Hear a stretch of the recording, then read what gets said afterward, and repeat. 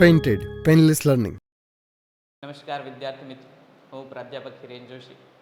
વિષય 12 કોમર્સ, વાણિજ્ય વ્યવસ્થા અને સંચાલનમાં પ્રકરણ નંબર 3 આયોજન ઉપર આપણે આ વિડીયો સિરીઝ ચલાવી રહ્યા છીએ. અગાઉ આપણે પહેલા વિડીયોની અંદર 5 માર્કને લગતા મહત્ત્વના એવા પહેલા પ્રશ્નની ચર્ચા કરી. હવે આપણે આ બીજા લેક્ચરની અંદર 5 માર્કને લગતા મહત્ત્વના બીજા પ્રશ્નની વાત કરવા જઈ રહ્યા છીએ.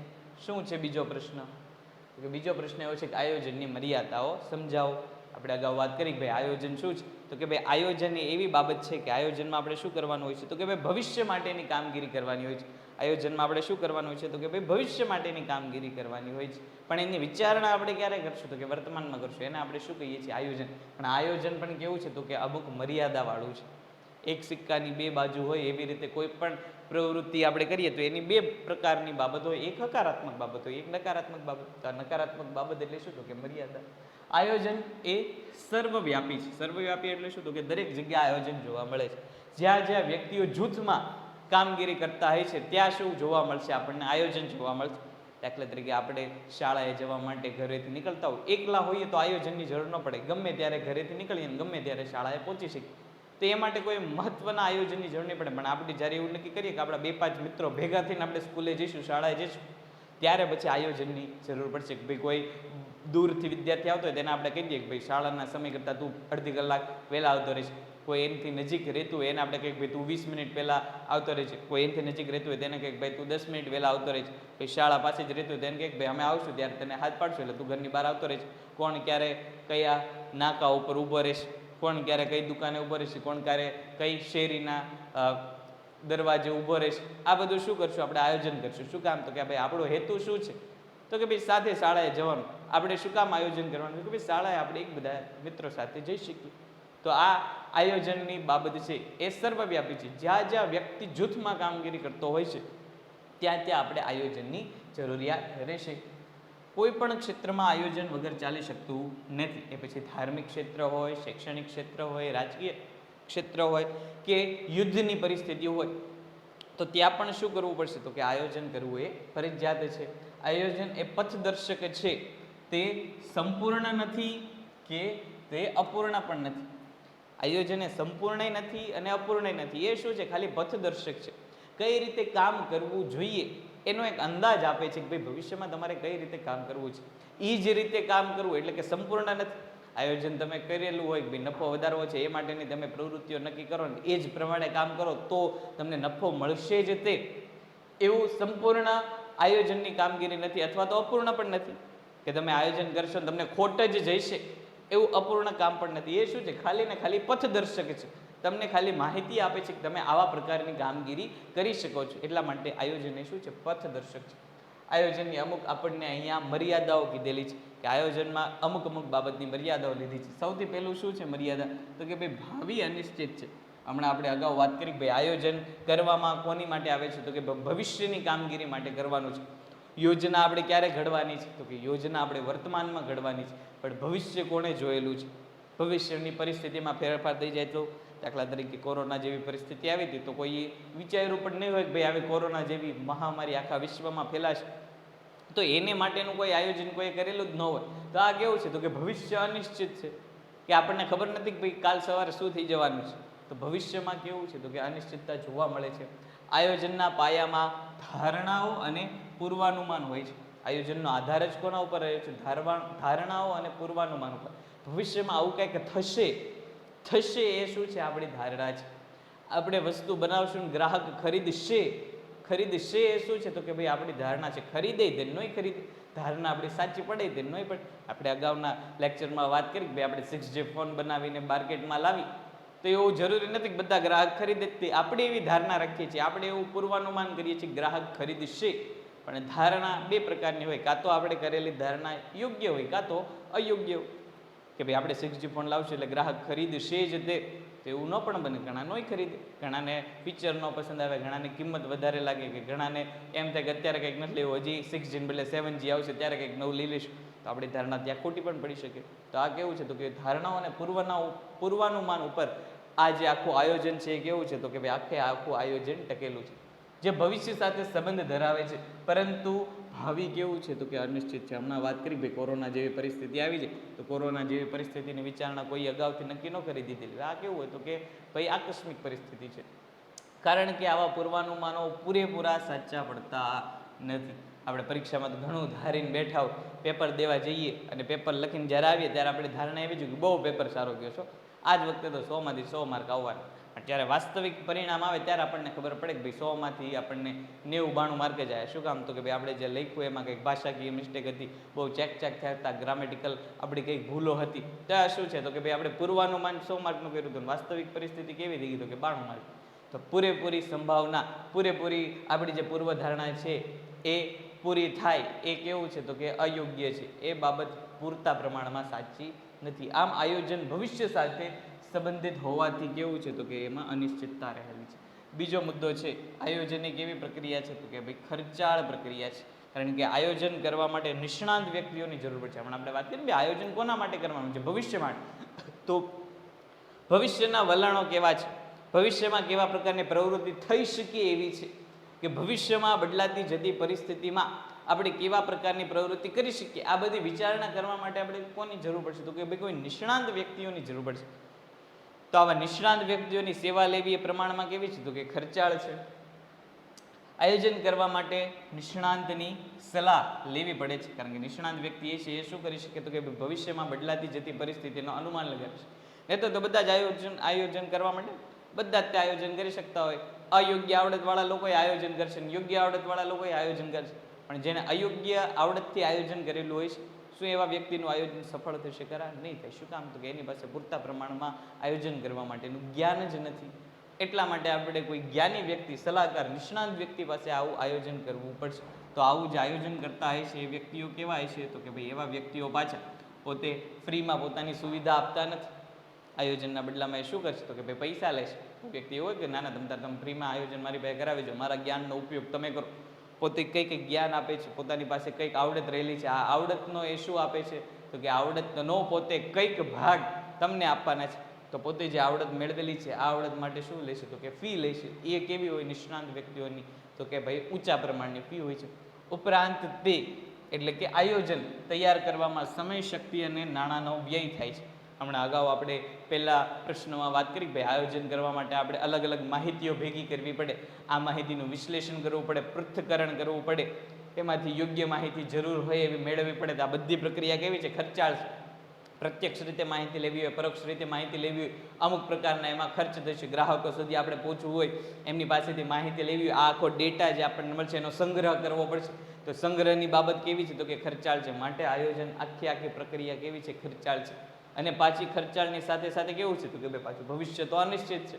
આપણે ગમે એટલા સારામાં સારા આંકડા લઈ લીધેલા હોય, ગમે એટલી સારામાં સારી માહિતી આપણે લઈ લીધેલી હોય, ગમે એટલો ખર્ચ કરીને એને સારી રીતે સ્ટોર કરી લીધેલો હોય, ખૂબ જ નિષ્ણાંત વ્યક્તિ પાસે આપણે આયોજન કરાવેલું હોય, પણ ભવિષ્યની પરિસ્થિતિઓ બદલાઈ જાય તો આજે જેટલો ખર્ચ કરશો એ બધું કેવો છે તો કે નિરર્થક જાય છે. માટે આયોજન કેવી છે તો કે ખર્ચાળ પ્રક્રિયા છે.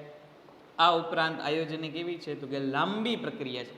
આયોજન કરવા માટે જરૂરી માહિતી એકત્રિત કરવી, તેનું વર્ગીકરણ કરવું, વિશ્લેષણ કરવું અને અર્થઘટન કરી વિવિધ વિકલ્પો વિચારવામાં આવે છે. આયોજન કરવા માટે અગાઉ આપણે વાત કરી કે ભાઈ આયોજન કરવું હોય તો આયોજન કરવા માટે પહેલાં શું કરવા પડે તો કે એના આધારો નક્કી કરવા પડે.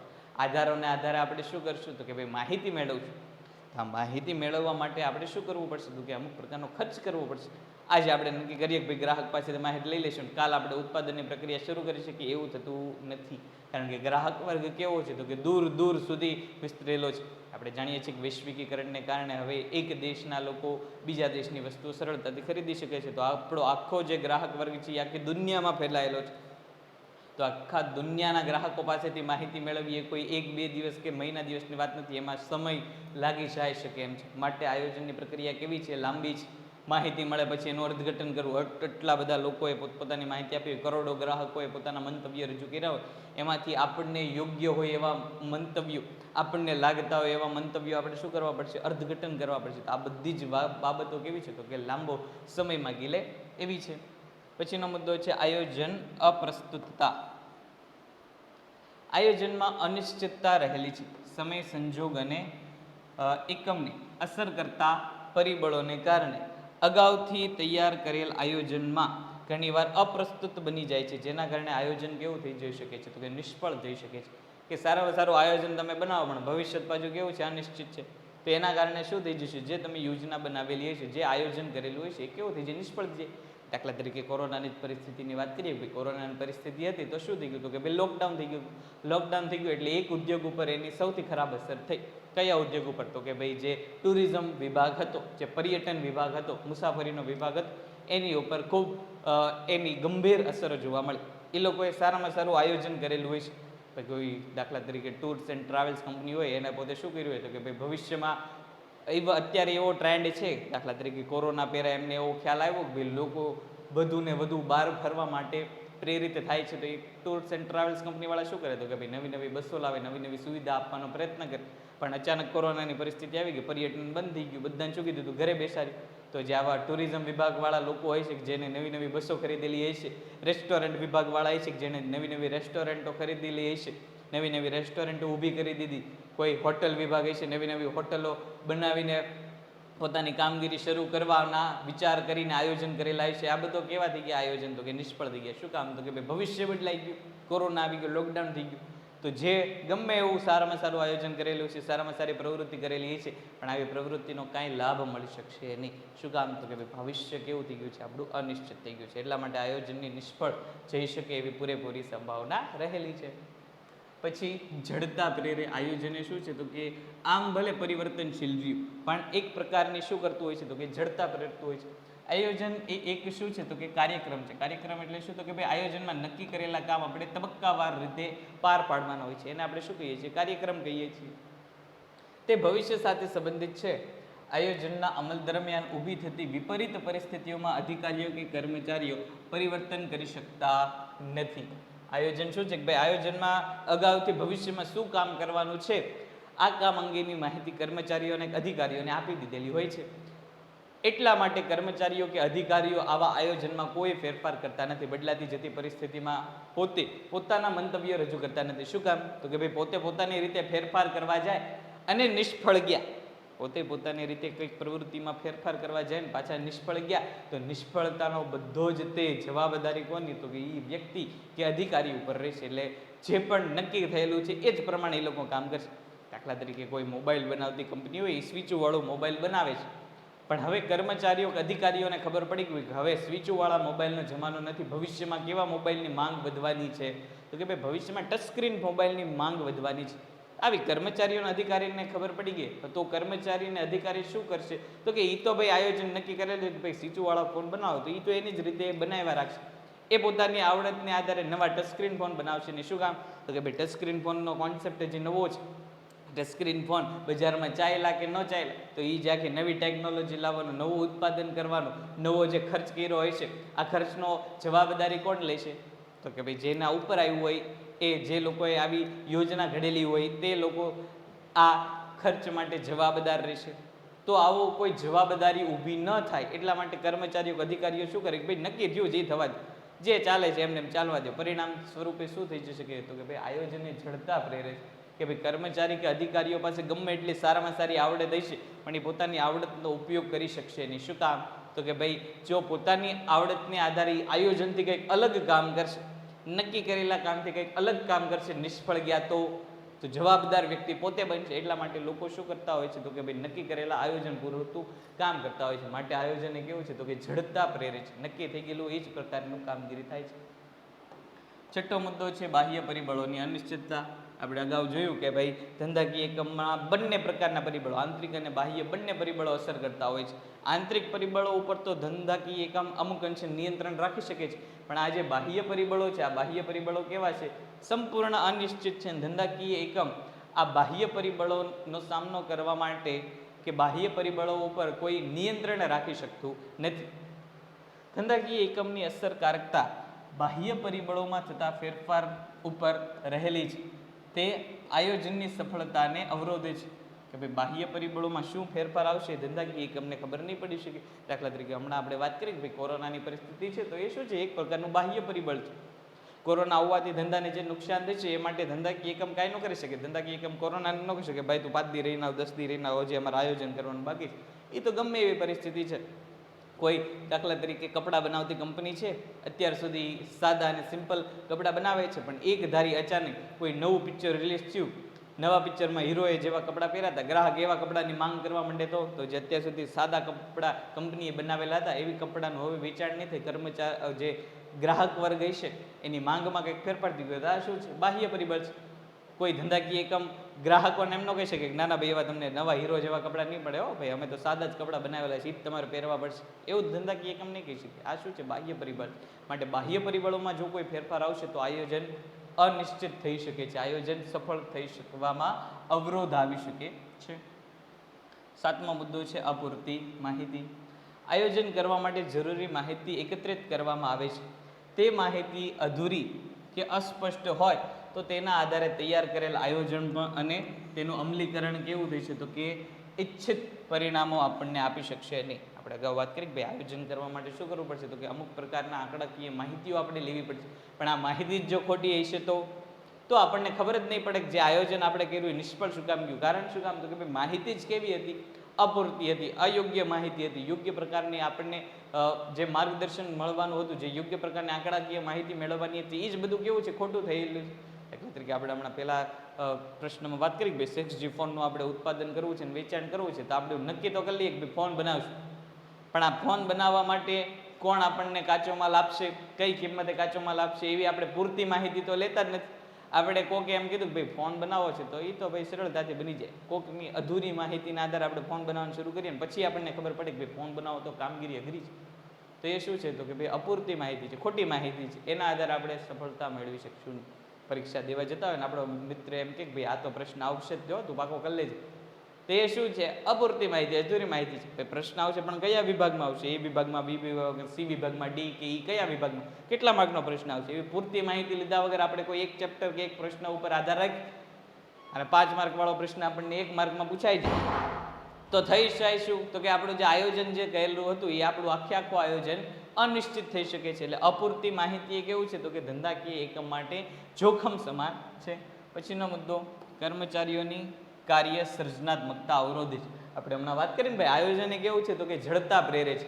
એટલે કર્મચારીઓ ગમે એવા સર્જનાત્મક હશે, એની પાસે ગમે એટલી નવી આવડત હશે, કંઈક નવી સ્કિલ હશે, પણ એ શું કરશે તો કે ભાઈ નક્કી કરેલું કામ છે એવું ને એવું કામ કરશે. શું કામ તો કે ભાઈ પોતાની આવડતને આધારે કંઈક નવું કામ કરવા ગયા, આયોજનમાં જે નક્કી કર્યું હતું એનાથી અલગ કામ કરવા ગયા તો શું થશે તો કે ભાઈ નક્કી કરેલા કામથી અલગ કામ કરવા ગયા ને કદાચ નિષ્ફળ ગયા, કદાચ પોતાની યોગ્ય પ્રવૃત્તિ થઈ નહીં, કદાચ એમને જે ઈચ્છિત પરિણામો હતા એ ઈચ્છિત પરિણામો મળ્યા નહીં, તો એનો જવાબદાર કોણ રહેશે તો કે ભાઈ કર્મચારી પોતે રહેશે. એટલે કર્મચારીઓ શું કરે તો કે ભાઈ જે ચાલે છે એ જ ચાલવા દે. પોતાનામાં કોઈ નવીન આવડત હોય, કોઈ પોતે સારામાં સારી પ્રવૃત્તિ કરી શકતા હોય, છતાં આવી પ્રવૃત્તિ લોકો કરશે નહીં. શું કામ તો કે ભાઈ પોતાની ઉપર અનિશ્ચિતતાઓનો એક જવાબદારી રહેલી છે, નિષ્ફળતાની જવાબદારી રહેલી છે.